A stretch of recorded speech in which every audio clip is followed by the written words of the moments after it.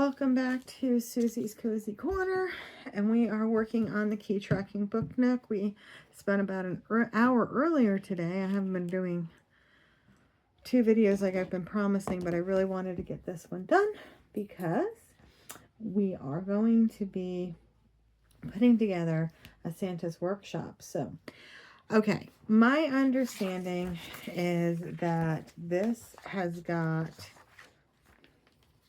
4 keys.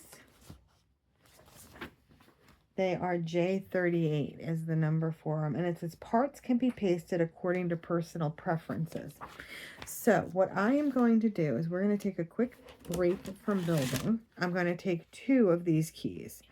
I am going to put one behind an easel that we built earlier. There's a video of that. I believe it was yesterday's video. Lots of parts to this, but I'm trying to show you each and every part as much as I can. Okay, so I'm going to go ahead and I'm going to take this and I'm going to put one of these carefully underneath the lid. I think that's a really good hiding spot for a key. I'm going to go ahead and use some B7000 glue for this. And then we're going to resume putting this book nook together so that it will be done and off my work table. I do try to do one project at a time. Right now I have a micro mini going. I also have 2 Halloween book nooks. Well, one's a Halloween, both Halloween houses more than a traditional book nook. So I don't know if you can even see it in there, but I've hidden a key in there. So don't know if anybody would think to look, but it's there. And then I'm going to take another one and I'm going to put it on the back of this easel that we put together. This is supposed to be hidden keys. It's the key tracking book nook, and there's hints and keys and things throughout this puzzle. And so we are just going to hide these keys in kind of these locations. We'll know where they are, but whoever is trying to solve this mystery will not. Dun, dun, dun, dun. There you go. Just a little key on the back. Okay, so they are telling me that this is going to get popped into here. And then this one is going to get popped into there. So we also put together this little chair. So this little chair, let's see, do I have these in the right place? This is where it's always fun. I'm going to pop these out real fast. Okay.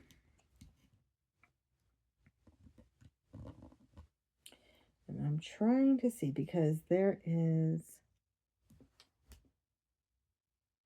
trying to tell me, unless I have this on backwards, which I may, and it's seeming like I am. So what I'm struggling with is you can see that this is a little bit longer than the back one, and this is a little bit longer than the front one. And if I'm looking at this, I've got this backwards in the sense that the long one should be here and the short one should be here. So I'm going to pause this for just a second and I'm going to switch this around. Okay, I am back and we are going to, it was backwards, which is not a big deal. I just took it apart. It literally took me about 90 seconds to fix it. And now we're going to just gently put it into its place on this board. Okay. And then the next piece, make sure that that's down there. Like I said, don't force things, just nice, firm, gentle pressure. It is very key. Okay, and then we're going to go ahead and we are going to put the palette, easel, whatever you want to call it, right here.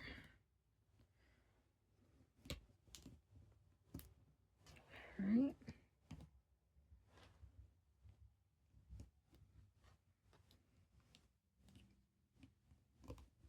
There we go. Pop that back in. Perfect. All right, and then this now makes sense why we have his brushes and his palette right next to his chair. Put those back in there. And then there's another piece here that I'm not 100% sure of what goes there. There's a hole there, but I don't have a piece. Oh, the box. That's what goes there. Okay, I got it now. All right, but hold on. But wait, there's more. Okay. I was like, did I do something wrong? Okay, so that's what it's looking like. And then from this side, you can kind of see you've got some more footprints. You've got the palette, the brushes, his chair, his easel. Here is Picasso up top, the telescope, and then the hidden key in the back there. I think it's looking good. I'm really excited. Okay, now we need L2, which is this here. And they are telling me that they want this rolled up. And then we have L3, which is here. And they want us to put a couple of these onto the floor. And then we're going to take the L2 and they are going to go into this open box that we put together. So essentially what it's going to look like is rolled up canvases. That's the point of what we're trying to accomplish. And then here is just some newspapers. So like if somebody were to throw newspapers on the floor after they were reading them, or maybe he put them on the floor to protect the floor. I'm not quite sure exactly what the rationale behind all of that is, but I am going to be careful not to cover up the footprints because I think those look kind of cool. So I'm going to go ahead and I'm going to roll these up. Now these are stickers and it looks like, I never know, they don't really give you a direction on how to roll these, and stickers are not the easiest things to roll. I'm going to try one. I'm going to see how it goes. If I don't like the way it looks, I'm just going to put it back onto the paper, like leave it on the paper backing and roll it that way. I find that that looks better, you know, but we're going to try it with this one. And you can use a toothpick, you can use whatever you have. I use sometimes a toothpick, and this time I'm going to just use these tweezers and I'm going to gently try to roll this up, see what it looks like. Again, the purpose of this is for it to look like a rolled canvas. So you don't want it so tight that you can't see the picture.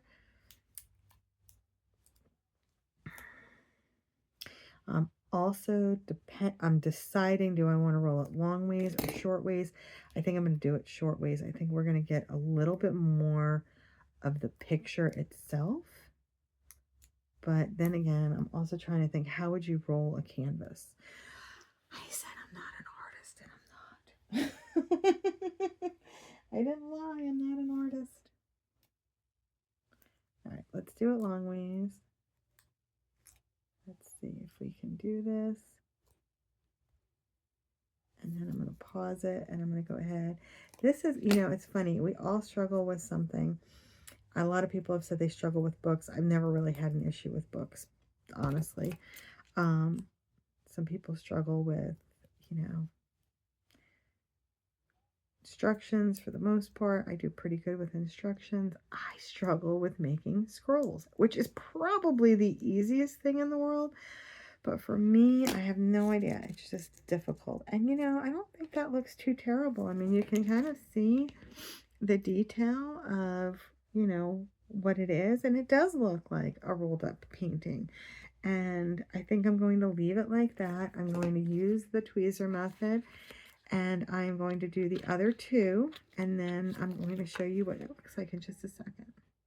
Okay, so we have all of our little paintings rolled up, and we are getting ready to place them into their little storage box, which I've placed onto the floor. Just getting rid of the little tiny bit of glue. I did put a generous dollop of Beacon 3-in-1 glue on the bottom of this, and it'll dry clear. You won't see it, and what it'll do is it'll actually hold all of these little scrolls into place for you. That's a personal preference. Again, do you need to do that? No, but just know that if you don't and you move this around, your scrolls are likely to fall out.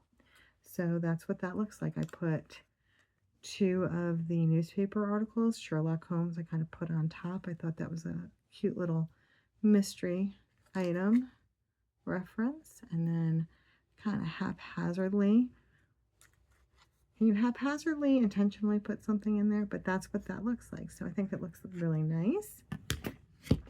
2 of our keys are hidden. And so that is almost, we're still not done. That's almost all of it. I'm going to get a couple more spindles or railings put, taken out. We're looking at C8 and C9. And then we are going to finally be done with step 21. And we're going to move on to step 22. So just give me 1 second. I'll be right back. All right, so what we are doing is we are taking this railing, which is C9, and we are actually putting it on the bottom of this floor. Now just be careful. It's a beautiful sound. We've popped that piece in. We've popped that piece in. I'm not using glue. Now, I may come to regret that decision. I don't know. But we're not going to start with glue just yet because they are popping in. And there you go. That's what it looks like. Okay, so 21 is all done. Drum roll, please. Oh my goodness, so exciting. Okay, now we are going to be taking E1 and we're going to pop that piece out because I don't think we have. No, we have not. E1 is this piece. So this is actually one of the sides of the book nook. I'll kind of move that back a little bit so you can see the whole thing. A lot of nice detail. You've got key tracking on the side with the rose, and then you have kind of those bloody footprints. We've seen, you know, the shoe prints throughout. We have a maze to indicate that, you know, there's like a little bit of a mystery, something to figure out. So that's really nice. And then this is kind of cool. This is something that I think is different. I have not seen this on another book nook. And it is a family tree. So hopefully y'all can see that. This one's a little eerie. It's like, I saw the frame for this, which we're going to glue on. And it's like this empty frame with like 2 hands sticking out. So it's kind of a little eerie to me, but I think that's really cool as well. So we're going to get all of these frames popped out and we're going to get those glued on. That is going to be most of step 22. So I'm going to go ahead and do that in just a second. But I'm also going to share with you that we are pretty much almost done with E3, or well, E, the motherboard for E. And we only have 1 piece left, which is E15. So that's really exciting. I don't know. There's one of these things that, and I don't know if all nookers feel like this, but when I'm doing a book nook and I'm doing a kit, there's nothing so satisfactory as every motherboard going into the trash, because you've put every single piece and it's finally come together and it's better than you thought it was going to be. So one of my favorite parts of putting together a kit. So I will be right back after I pop out all of these frames, and there are, I think, 11. So give me a second. I'll be right back. Okay, so one of the things I do is I go back and I'm like, okay, I know E20 we've already used because it was an extra part, so I'm going to pop that piece out. But I said, we do have 1 piece left, which is E15. And I was like, did I mess up? Did I forget this somewhere? And I do this as I'm going through. Every once in a while, I don't do these start to finish. I take breaks. Sometimes there's a couple days. There could be a couple weeks. It depends on, if life is happening and what's happening in life. This is a hobby. It's something fun to do. I don't always have time to do it. And I don't always have time to do it, all in one night or all in one weekend. I've been blessed that I've had some kits that were quick and easy. I could do them, during business travel. I had some local business travel over the summer, and I was actually able to put together 2 fairly simple kits. So without further ado, E15, I did miss. Not a big deal at all. It goes on to and is part of the stand that we put together for the telescope. And it just kind of gets placed in the telescope. I'm calling it a cabinet, but I don't really know what the exact name is of it. And that's it. It just goes there. It just provides a little bit more depth. If I had put together this whole Nook and had forgotten this, would it have detracted from it? No. You wouldn't have even noticed it was missing. The piece that was missing, so you can see it, is this piece that I just laid on the overview. It just gives it a little bit more depth. So it's on there. And now we do have our first empty board. I took E20 out because it's an extra piece. Always double check. As I said in my initial, hey, I bought a book Nook. Now what do? Keep a trash can next to you and don't put anything in there but book Nook boards that are empty. Occasionally, before I throw that into the main garbage, I always go through just to make sure that there's no other pieces that need to be popped out. All extra pieces always get kept because you never know when you can use them to personalize a different kit. Or if you have a kit that has a broken piece, let's say you broke a magnifying glass and you're like, I just put together a Sherlock Holmes kit.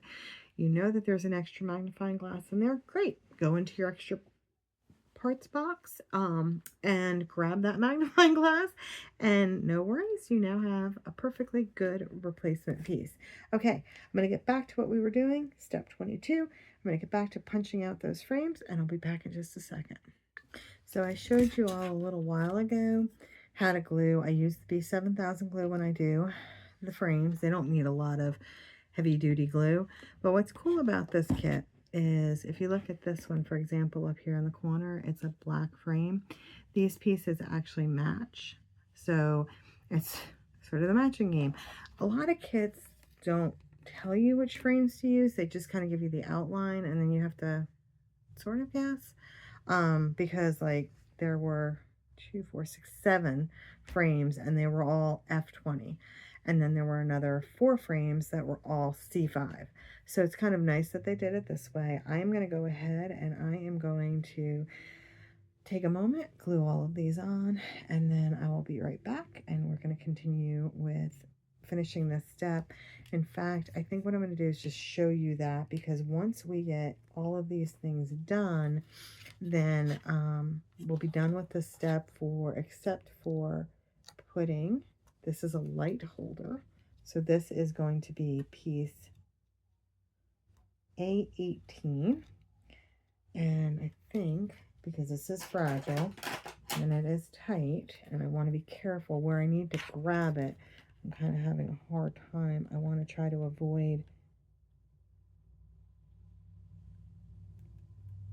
damaging that piece. I think I got that in there. It looks like it's in there pretty good to me. Push it down a little bit more just to be on the safe side. There we go. Okay, it is definitely in there now. Okay, great. That looks like a little piece of wood got shaved off when I was putting it in there, which is fine. So just up here in this corner, this is going to hold P3, which is a light. So I'll show you what it looks like when it's all done. Okay, so this kit's interesting. It has 3 lights. All 3 lights are the same. They're all P3. All I did was I took my tweezers, and this is bendable. They wanted me to bend this kind of at a 45-degree angle. Be careful. You don't want to break the light off. You don't want to be too rough with it, but you do want to bend it. And then what they want me to do is take this, and then I'm going to put it this is the way I do it. If you find a better way to do it, share it in the comments below. But I find going in from the side and then kind of flipping it around in the direction it needs to be works the best. Let's see what it looks like on here. Okay, so I basically want this. Sometimes I have to rebend it because I'm trying to figure out exactly how it is they want it, because there's a reason why things go this way. And so they want this bent again. You can use your pliers. I've done that too. I mean, it just depends on what you want. These wires are fragile. You can break them, and once you break them, there's really no going back. You kind of have to figure out an alternative solution. This is going to go down the side here, and that's all it's going to do. It's just going to kind of hang out for right now. This is another one that I could not test the lights before, but this is what all of the picture frames look like. So I think that came out really cool. And then we're moving on to step 23, which is B5 and B3. If I was a betting woman, which I'm not, I would say that this is a battery door, because that's what it looks like to me. But I could be wrong. I have been wrong in the past about things, but this definitely looks like a battery door. So here's B5. Here's B3. They actually gave me 2 B3s. Usually when you have duplicate parts, they're the same number. I'm going to file this one. That generally means it is a duplicate piece in case something breaks. So keep that in mind when you're doing these. I just sanded it. That burr was a little bit more than I was comfortable with. This is not an exact match, but it's better than it looking unfinished. All you're going to do is take this. Nobody's going to really even see that side. I just like to do it because that's me. I know it's there. If I know it's there, it's going to bother me. And that one actually snapped in, which is really nice. Oh, you know what? I'm wrong. That is not the key to, is not the battery. That is actually a door to a key hiding space. Does that make sense? So we're going to, remember when we did this piece and there is a key on the back, and I said this is odd that we have a puzzle that's a true puzzle and we had to glue it down, which really disappointed me. You don't really have any idea how much that bothered me, but there's a key there. And what we're going to do is we're going to hang this on a wall, and there's going to be a door behind this on the opposite wall, and we're going to be able to slide that open to see the key. Pretty cool. Okay, so we're going to take, we need 2 B30s, which are just going to be unfinished pieces. It's fine. This, I think, is going to be sort of like, it's going to hold this in. I don't think you're going to see this really. And then we're going to take G1. And G1 is going to be another one of those pieces. I think this piece that we just did with the family tree is actually the back of the book nook. I think this is going to be one of the sides, and it says Journey to Uncover Secrets. And there is a magnifying glass that has this key inside of it. Pretty cool if you ask me. I know I geek out a little bit on this stuff, but I find it pretty fascinating. So this is G1, and I'm looking and trying to determine how this is going to be, the orientation of this. So it looks to me, because of where this piece is, where this hole is, that this hole needs to be up here. If I flip it over, it'd be on this side. and the instructions are showing it on that side. That's how I determine what it is. Then it's telling me to take these two pieces that are unfinished, and one piece is going to go here. And I will tell you, out of experience, to save myself heartache, I typically work a little bit neater than this.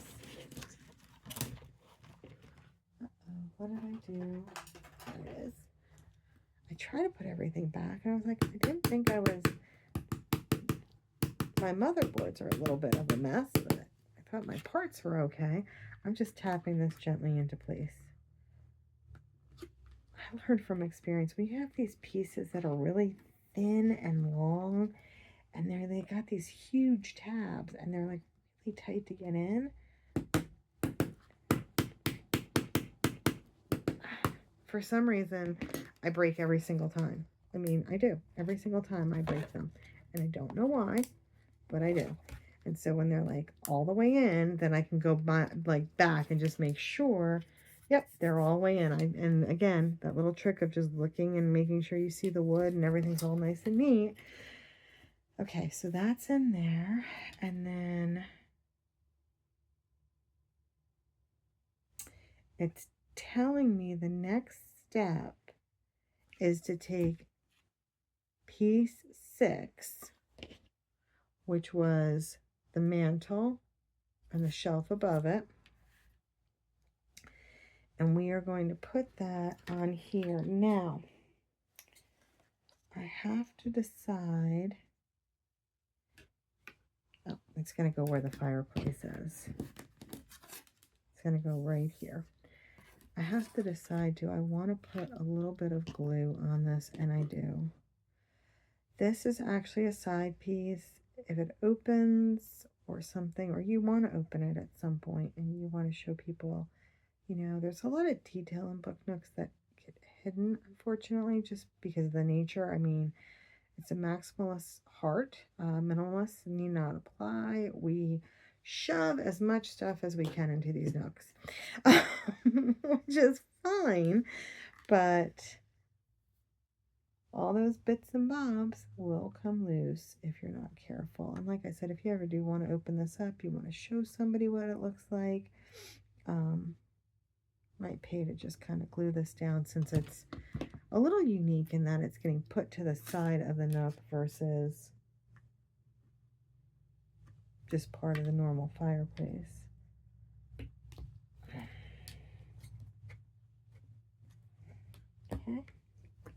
Making sure that's all down there nice and tight.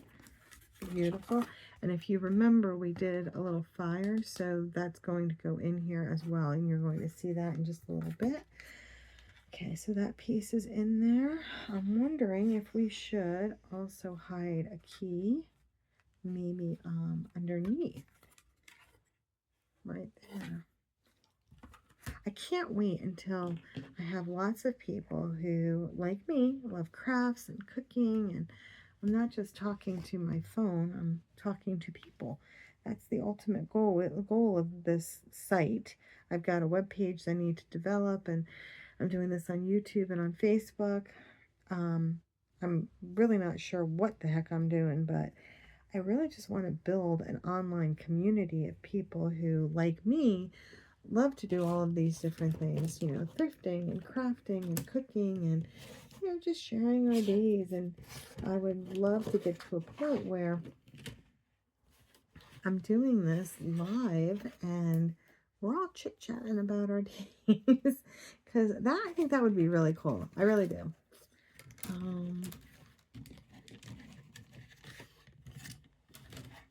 You know, of course, names will not be mentioned. Company names, people's names. We don't need to do any of that. We can all even have aliases. I don't care. Because who knows who's watching. But I want it to be a safe space for everybody to just talk, and a community of men and women, all ages, to just be included. A place where we can all just kind of hang out and have fun with each other. I know there's a lot of military wives and husbands that they get lonely. I mean, I get lonely. It's hard making friends as an adult, especially when you don't have children of your own, which I don't. I have fur babies. My daughter's grown. She's in New Jersey. I have my bonus boys, every other weekend. But unfortunately, I don't have any children full time with me. And when I moved down here, I had no children. And so it's one of those things that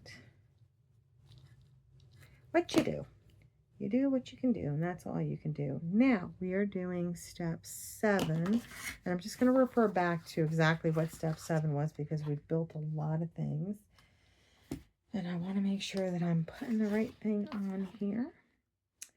And so step 7 is this here, which we just did. So what the heck are you talking about in step 6? Okay, so step 6. Oh, I apologize. Step 7 was not this piece. Step 7 is this piece. It is one of our cabinets. Remember that back in the day?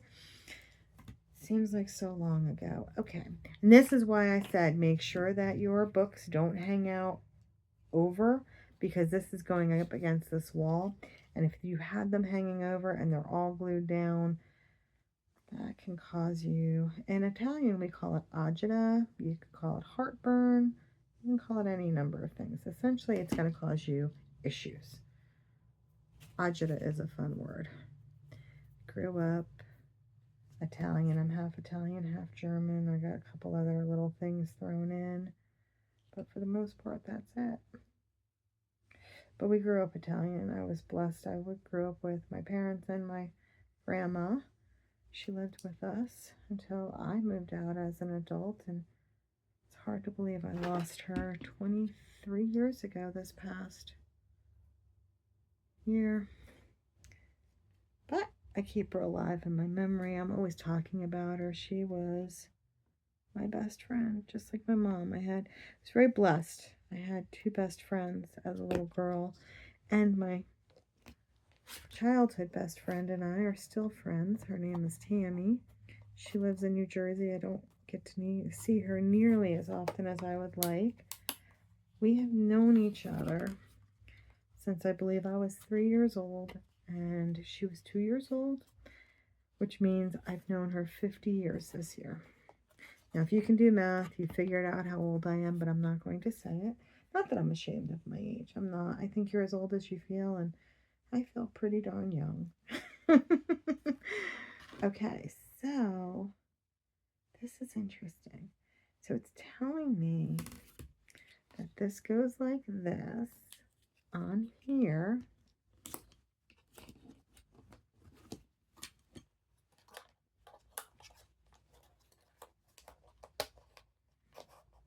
And we're going to slide it back and forth like that. Okay, got it. Oh, I see. I see. So what we are going to do is this. Now, I really hope that this works. I had this happen once before where it was a vortex, I believe is what they called it. And it stuck. It did not work. So let's see if this works. I don't know if it will or not.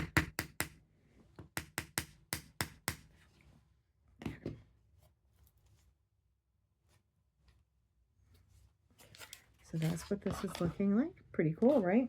Built all those things together. And here is our hidden key. And it matches that one. That is very cool, isn't it? So we did this together. And you saw it really was not difficult. Did something break? Yep. Did I put several pieces on backwards? Absolutely. But we got her together and she's looking good. And that's all that matters, because at the end, honestly, no one but you is going to know that you have made a mistake. I can almost guarantee it, unless it's a really, really obvious mistake, which most of them are not. I will tell you, in all the Nooks that I've done, all the kits I've done, I'll tell somebody, oh my gosh, this kit was so hard to put together. I'm not happy in how it turned out. And they're just amazed at it. And they're like, oh my God, this is beautiful, blah, blah, blah, blah. And I'm like, really? And they're like, you're just too hard on yourself. And I think that we are. And I think that, you know, that's just, I think how we all are sometimes, is we're just too hard on ourselves. Okay, one last thing that we're going to do tonight, and then we're going to call it a night, because we are going to be up to step 24 after we complete this, and this should be a fairly easy step. So we'll be up to step 25. All right, so we are going to take that piece that we just did with the wire and what I'm calling the family tree, because that looks like a family tree to me, even though there's a ghost and hands and 3 more ghosts and a cat and birds. And so, hey, I'm not judging. Nobody judge. We all have family trees that, you know, may have 1 or 2 nuts on them. Okay. So, do I put glue on this? That's the question. I think what I'm going to do is I'm going to put glue down here on the bottom. I definitely think we can put some glue, and I think the glue on the bottom is a good idea. That's kind of where I always have my main issues. I'm going to put some glue here and on here. I am not putting glue on the stairs. I want those stairs to be kind of as flexible as I can get them. Okay. See those holes? That's where we're lining everything up. All right. This is where you have to have patience. You can't rush this. You have to be able to, if you can get this in the first go, you're golden. You don't want to have to start moving things if you don't need to. So I'm just trying to get this wire out so that this piece is flat, because what I want to do when I get all of this lined up is I want to gently as I can, let me get all of this stuff out of my way. There we go.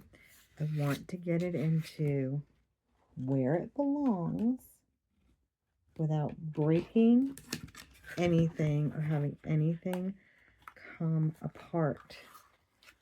So that's why we want these steps to be a little bit flexible.